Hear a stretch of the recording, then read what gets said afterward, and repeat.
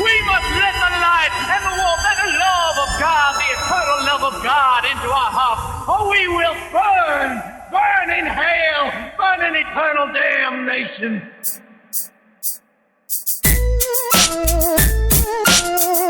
Made headlines as a house of horrors. It looks like a dungeon. These people were stored like surplus meat in the basement. It's just really baffling that another human being could treat people this way. I mean, when you look at the conditions under which they were kept, I mean, it's just something out of a dungeon, actually. And to know that you would take advantage of a fellow human being like this just simply makes you sick. And we are going to work very hard to make sure they're brought to justice for this. On October 17, 2011, Target Gazalevely, a retired electric contractor who took care of an apartment building on the 4700 block of Longshore Avenue in Philadelphia, noticed dog bows outside of a tenant's home. There was one problem: the tenants were not allowed dogs. After knocking on Linda Weston's apartment door, he asked her if they had a dog. She denied it. He asked to look around. Everything looked fine until he decided to unlock the basement. In the basement, he saw something straight out of nightmares. He ventured down a few steps leading to the basement. Flashlight in hand, he saw a chain wrapped around the handle of a metal door to where the furnace was located. He unwrapped the chain and opened the door to find two small barking dogs and piles of blankets on wooden platforms on the dirt floor. The smell almost knocked him to his knees. He pulled back the edge of a dirty quilt to find a man and a woman huddled underneath. There seemed to be little else in the room except a urine and feces-filled bucket. He shined his flashlight to the other side of the basement and noticed two more men, one in a nasty sleeping bag and another chained to the furnace. Terrified at what he saw, he immediately left the apartment and called police. What would be uncovered would soon be called the Philadelphia Torture Dungeon, or the Philly House of Horrors. Hello, my name is Holly, and this is The Murder She Shed, the place where we discuss rarely heard true crime. So hit that subscribe button to keep up with this southern gal in her little she shed. Before we start this video, just be aware this case is truly awful, and I can't believe it's not told more on true crime channels because it is not only awful, it is terrifying. So what I'm trying to say is viewer discretion is advised, most definitely. I didn't have a lot of information on this case. There wasn't a lot out there, so I apologize if I get any victim's name pronounced wrong, or I don't really care about the suspects, whether I pronounce their name or not, but I'm just worried about pronouncing the victim's names wrong, and hopefully I don't, but I'm just telling you if I do, then like I said, it's hard to find anything on this particular case. Linda Weston and her siblings came from a home in which their mother was very ill. Linda only received a 4th grade education, and her mother beat her and her siblings and even forced Linda into selling herself before she was even a teen. After their mother passed away, she took all of her siblings into her own home. Linda began forcing her brothers and sisters to have sex with each other, and she would also essay them. Linda told them they needed to have babies so she could get more money from the system. She would also force the siblings to watch each other during the incident. She threatened to put her young brother in the oven if he didn't watch.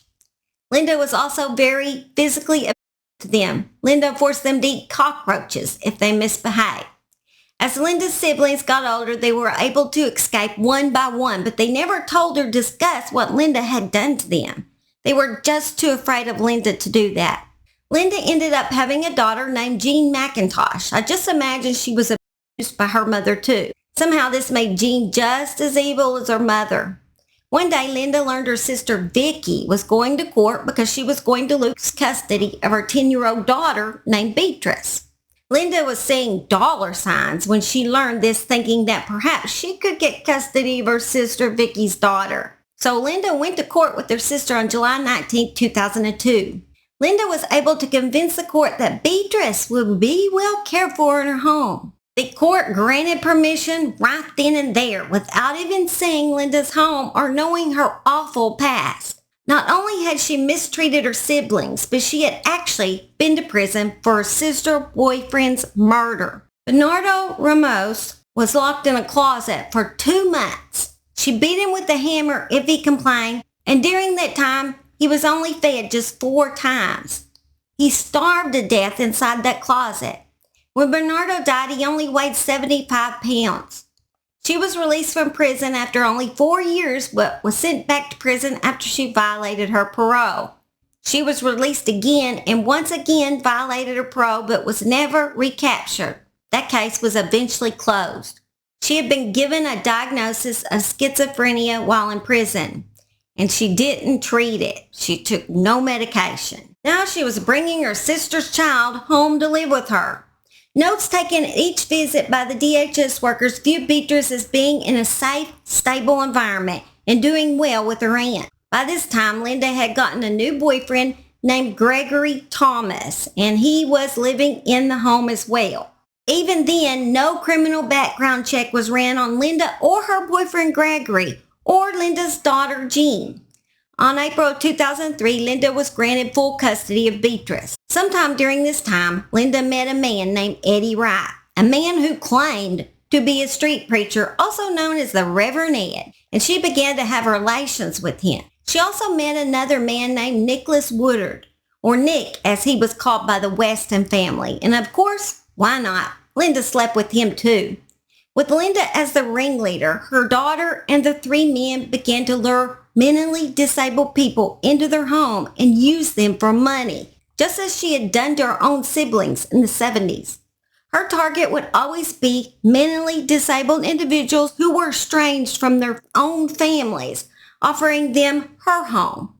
In some instances, Linda pretended to have a romantic interest in her victims as a means of luring them into her house. Linda would then convince them they needed help with their own money. Of course, she was there to help them. She became their representative payee with Social Security and began to collect their disability benefits, and in some instances, their state benefits. If the individuals was not collecting Social Security benefits, Linda just took them to the Social Security office, instructed them on how to act, and made them apply for Social Security benefits. She used Beatrice in just the same way as all her other victims. Linda's daughter, Jean, became her right-hand woman. One of the first victims, who was not a relative, was 29-year-old Tamara Breeden. Tamara was born with autism and developmental disabilities that substantially limited her ability to care for her daily needs. When she met Linda, she was actually living with Linda's sister until Linda convinced her she would be better off in her own home. And also she convinced Tamara that she needed her to babysit for some money. She'd pay her. At the time, Edwin Sanabria was her boyfriend, and he was also mentally disabled with physical disabilities. He moved into the Weston home with Tamara. The first thing Linda did was take over their Social Security benefits and disability checks. Within weeks of taking over their money, she had her boyfriend Gregory install locks on all the doors in the house, including the basement. There had already been a lock on the closet because she had already locked Beatrice in that closet, letting her out just in order to clean the house. She then put Tamara and Edwin in the locked basement, in which she only had a key to. Only her, nobody else. She threw a bucket down in the basement for her victims to use as a toilet. Occasionally, Beatrice was made to go down into the basement to clean it out.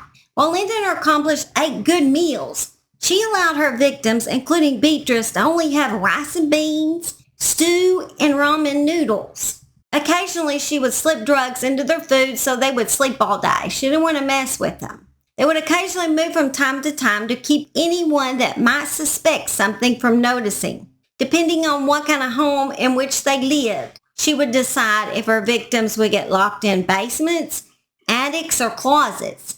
She then began forcing Edwin and Tamara to have relations with one another in order to receive more money from the government.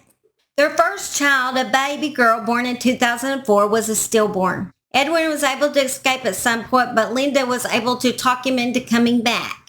At times, Linda's boyfriend Gregory would rape Tamara while Linda watched. The evil group now decided to make more money by luring another victim into their home. Around 2002, Linda got in a relationship with Maxine Lee and brought her home to let her sleep in the bed with her and her boyfriend Gregory.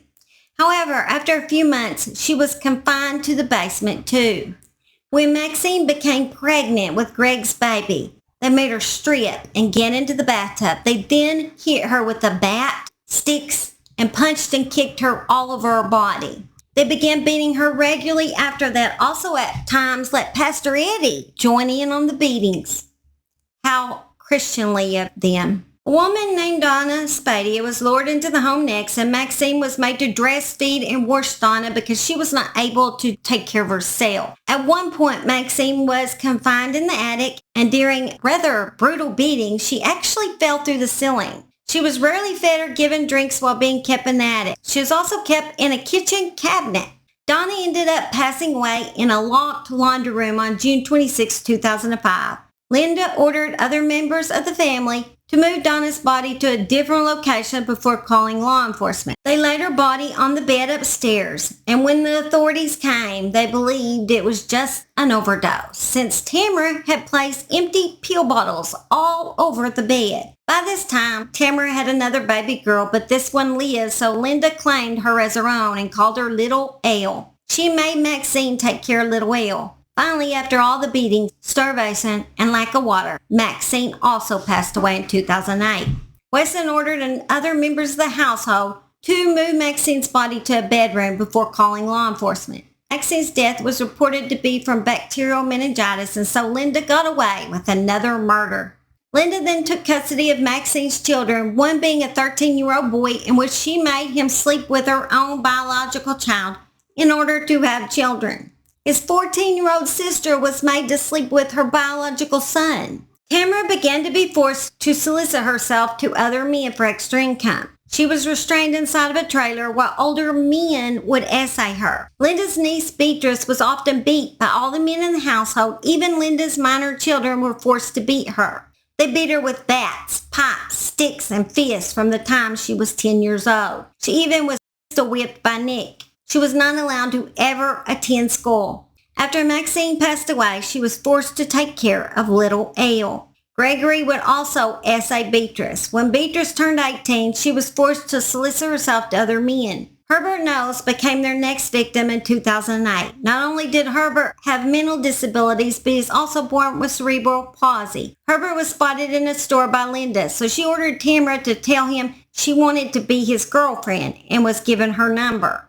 He was immediately treated like the other victims. 41-year-old Derwin McLemire, who would be their next victim, was the oldest of the victims. Linda seduced Derwin into coming to live with her. After being confined, he attempted to run away after he seen the condition of the others in the basement. Nick caught up to him, forced a gun into his waist, and said, "I am going to shoot you if you don't go back to the house." So he went back to the house, and then he was beat with the gun by Nick. Not only that, Linda had her pit bull attack him. The pit bull bit Derwin several times on his arms and ears, resulting in the loss of the entire bottom of his right ear. He was then placed in a closet under the stairs and given a bottle big enough to only urinate in. It was not big enough for him to defecate. He was beaten by Linda when he defecated on himself and then forced to clean it up before being returned to the closet. On occasion, Linda forced him to drink his own urine.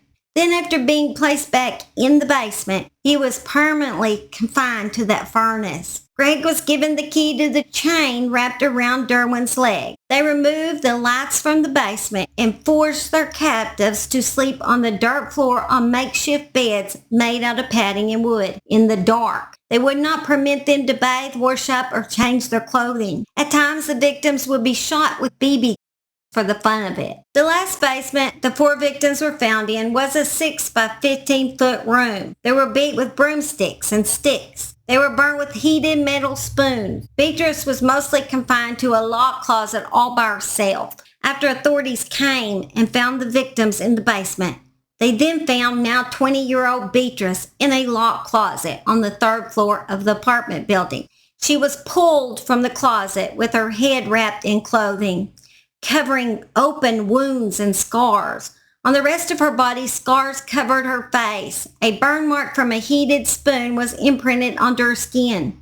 Fractured bones had healed over incorrectly, and her ankles showed signs of repeated shooting from pellet.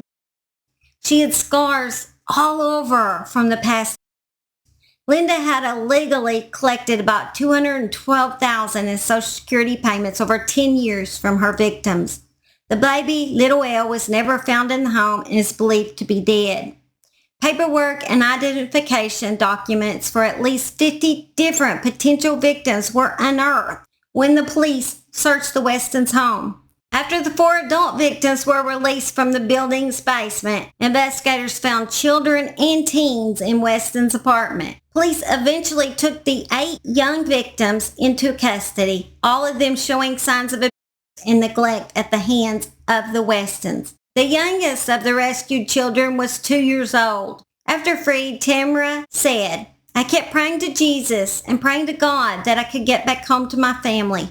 I thought I was going to die there. She kept on whooping me with bars and sticks. I see my scars every time, but I say to God, I'm still beautiful and I'm still alive." What a sweet, wonderful spirit she is. In 2015, Linda admitted guilt to all 196 federal counts, and she was sentenced to life plus 80 years in prison. She definitely deserved it. I don't know if there's too many more evil women out there. I know I've talked about a few, but she is one of the top. I just can't believe no one ever discusses this case. Her daughter, Jean McIntosh, was sentenced to 40 years for her role in kidnapping, torturing, and enslaving victims, while Eddie Wright received 27 years. I could not find the amount of prison time Gregory Thomas Sr. and Nicholas Woodard were charged with. I looked and looked, and I just couldn't find that. It said they were still pending trial, and then it forgot about the case and never said what they actually received. So that's kind of sad. She hit me with a pistol, like a pistol. All this time later, the scars remain. She hit me with a bat. She messed my ear up right here. Tamara Breeden's body carries reminders of 10 years in captivity. I kept on praying to Jesus, praying to God, so I hope I get back home with my family. I know that Tamara was able to win a $40 million settlement, although it says she probably didn't see any of the money. It was just the point that she felt a little justice from that. So, and then she does live with some of her relatives. The rest of them, I'm not sure what happened with all the other victims, but I do hope they're doing great. And I hope that life is treating them good. Bye! Y'all have a blessed week. I love y'all as always. Love y'all as always. Simon loves y'all too. On October 17, 2011, Target God's Lovely. What a name. She would also force the siblings to watch each other during the incest. Oh, shut up. That substantially.